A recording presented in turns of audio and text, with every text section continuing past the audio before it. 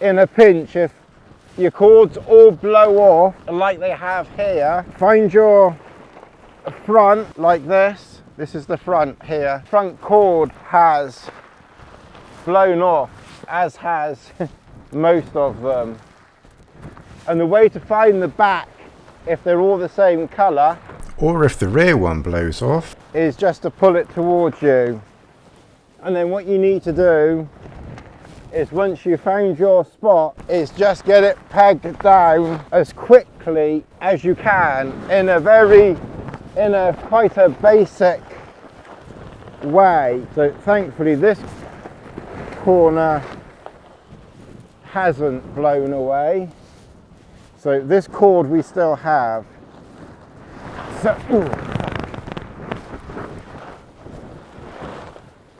So as you can see, thankfully we've got the back secure. Of course, another thing that you can do, put your pack gently on top. We're starting to get a little bit of control now. Before filming this video, I started to collapse the Trailstar and went to put it away, and it was so windy and flapping around so much that many of the guy lines just literally blew out of the line locks.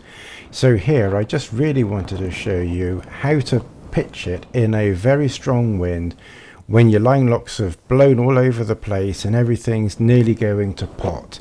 You can still get this you can still get this thing pitched even when it's really windy.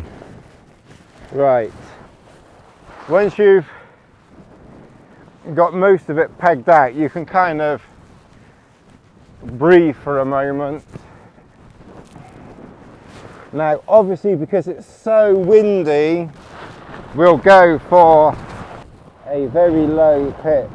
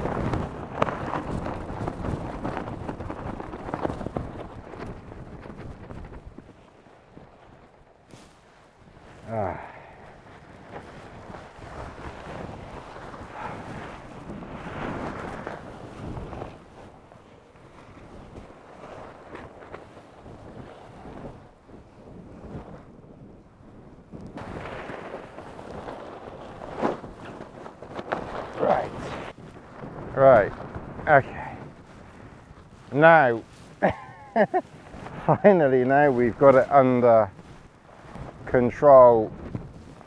When you've kind of finally started to tame it, come around the back and make sure your back is lined up, make sure your side is lined up. And then we'll go around the other side. We'll make sure that is lined up. And you can see we've got quite a low pitch here. This is a very low pitch. Right, so we can loosen that off. And we can get that one tight.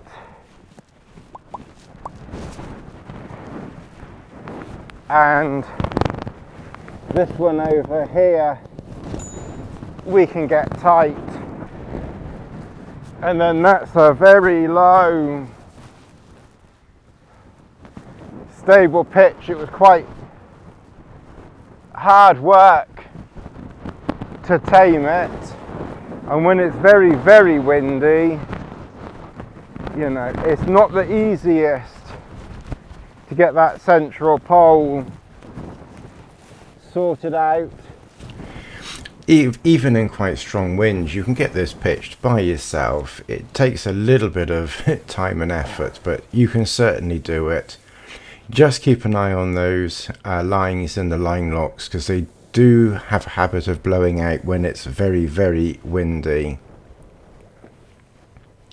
You can, of course, pitch the sides, even lower to the ground, particularly the front. The front you could get lower to the ground quite easily, just move the pegs in a little bit closer. I generally like to have a little bit of airflow in my shelters, so I tend not to worry about that, being off the ground a bit. But you can easily get it lower to the ground still, and still have sufficient room underneath. You could tie little knots in the end of your lines, but then when you want to move the door, which of course you can move the door if you need to, if the wind changes, and then it makes changing the door more difficult. You can use a carabiner on your lines. Some people have done that. I just prefer not to really, but that's another option. We finally completely tamed it. That was pretty rough. So I don't know if that's so much a how-to as that you can video, so you could get this even lower, I think, but you've got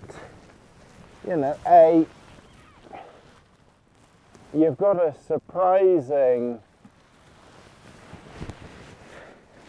clearly this is a very low pitch, but you've got a surprising amount of room under here. I forgot I had my down jacket on when I was crawling under here. Anyway, so you can see there's enough room, and even with that very, very strong wind, we've got the back pretty close to the ground. Maybe you would want to try and get a bit closer, but given that when the really, really strong gusts of wind come through, it's pushing it to the ground anyway. It's kind of like the wind is doing that job for you almost. But yeah, you could maybe have it a little bit lower to the ground at the back. Just peg it closer to the material. It's pretty low to the ground. That was, I have to say, that was quite hard work. And then when you finished your camping and it's time to go home, because I haven't got a ground sheet for this, so we're going to stay in the Nyack tonight. The wind is supposed to drop, and then when you finish, probably your best bet is to collapse it